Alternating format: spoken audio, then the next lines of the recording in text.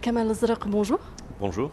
Alors, premier long métrage, première sélection au Festival international du film de Marrakech, ça doit être une source de bonheur et de stress pour vous?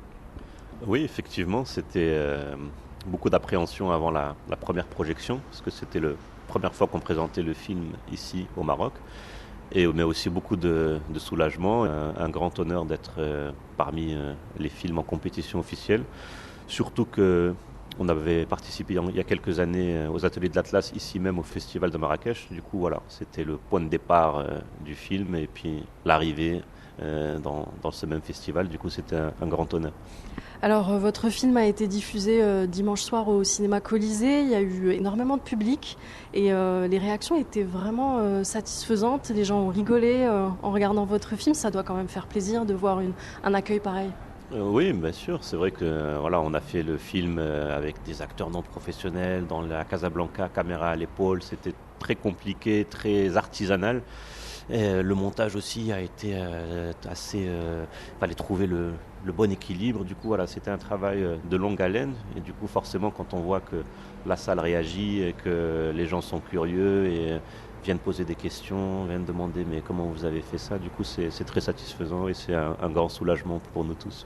Alors, c'est une histoire très rythmée, on ne s'ennuie pas une seule seconde. D'où vous est venue cette idée de faire un film pareil? Bah, c'est vrai que j'aime beaucoup les films qui se déroulent en une nuit. Et j'avais expérimenté ce dispositif dans mon précédent court-métrage que j'avais réalisé du coup avant l'émeute. Et voilà, je trouvais que c'était intéressant justement pour garder le spectateur en haleine, pour faire avoir une urgence, une tension. Du coup, voilà, suite à ce court-métrage, l'idée venait vraiment de ce précédent travail. Alors, on a remarqué que les acteurs principaux sont des acteurs amateurs, mais ils ont une présence incroyable. Alors, comment on dirige d'abord des acteurs amateurs et comment on fait ressortir autant de tension et de présence à l'écran?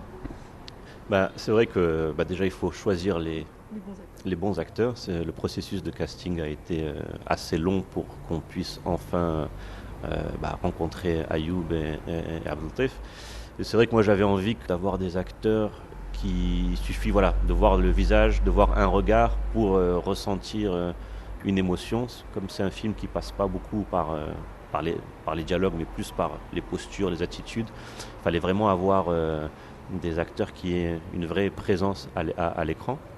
Et puis ensuite, pour les diriger, c'est une méthode en soi, c'est-à-dire qu'il leur faut très peu de contraintes. Ils n'avaient pas de dialogue écrit mot à mot. Il fallait vraiment, enfin, en tout cas, moi, je les encourageais à vraiment, pas improviser, mais utiliser leurs propres mots. C'est-à-dire, je leur expliquais la séquence, les enjeux, et eux amener leur expérience, leur vécu, leur façon de parler, de façon à ce qu'on obtienne le maximum d'authenticité.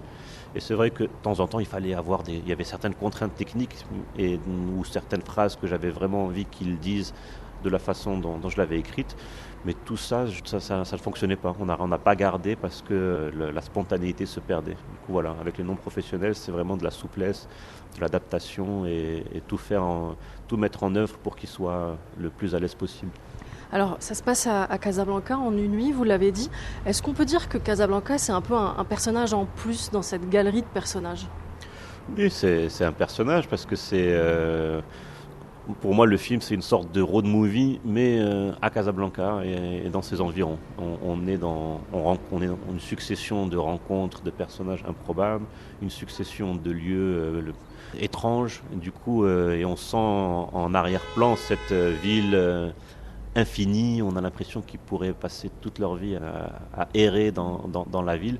Du coup, oui, c'était vraiment un élément très important dans le film.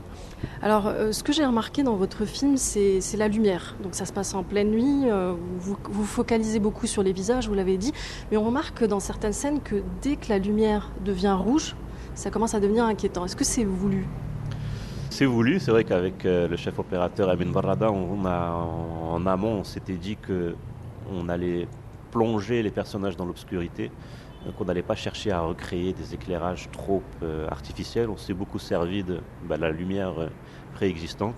Et puis après, oui, il y a eu un travail en repérage pour que dans la progression de l'intrigue, on choisisse les lieux qui vont nous faire ressentir les émotions par lesquelles passent les personnages. Et du coup, la lumière joue un grand rôle pour ce rapport assez physique qu'on peut avoir au film. Alors il y a énormément de tension donc à travers la manière avec laquelle vous filmez, mais aussi dans les dialogues. Il y a quelque chose qui m'a marqué, c'est la phrase Nta machi rajel. Tu n'es pas un homme, ça revient souvent le père qui le dit à son fils. Est-ce que vous essayez de dénoncer un peu ce qui ne va pas dans notre société? Parce qu'il y a énormément d'hommes qui entendent cette phrase qui est extrêmement toxique. Bah oui, tout à fait. C'était un des sujets du film, c'est cette injonction à Rojola avec tout ce que ça comporte derrière.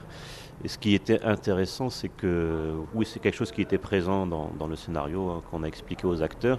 Mais comme j'ai dit, comme je leur laissais beaucoup de liberté dans les dialogues, ils l'ont beaucoup accentué. Effectivement, je trouvais que ça avait sa place parce que ça racontait une vraie réalité et quelque chose qui était très important pour eux en tant qu'hommes dans la vie. Et du coup, voilà, on l'a intégré encore plus dans le film. Alors je voudrais revenir vite fait un peu sur votre parcours. Donc on le rappelle, c'est votre premier long métrage. Qu'est-ce qui vous a donné envie de faire du cinéma? Moi, j'étais intéressé par l'écriture avant tout. Et c'est vrai qu'en ayant découvert certains films dans ma jeunesse, oui, je me suis dit, en fait, c'est un art que j'aime beaucoup parce que on peut faire ressentir beaucoup de choses sans les exprimer, sans appuyer dessus.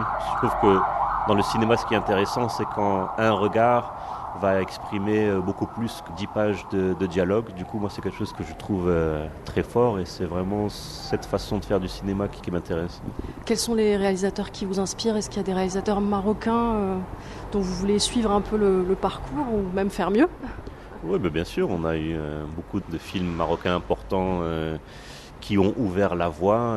Je pense aux films de Fawzi Ben Saïdi, certains films de Nabil Ayouch et beaucoup d'autres. C'est très important pour les réalisateurs, en tout cas pour moi, quand j'ai fait mon premier long, d'avoir aussi des références marocaines. Après, je pense que chacun doit trouver son propre langage, parce que chaque réalisateur a sa sensibilité, a son univers. Et puis voilà, on va voir l'inspiration des réalisateurs confirmés et puis essayer de trouver sa propre voie. Kamal Zarq, merci beaucoup. Merci à vous. Merci de nous avoir plongé dans votre univers.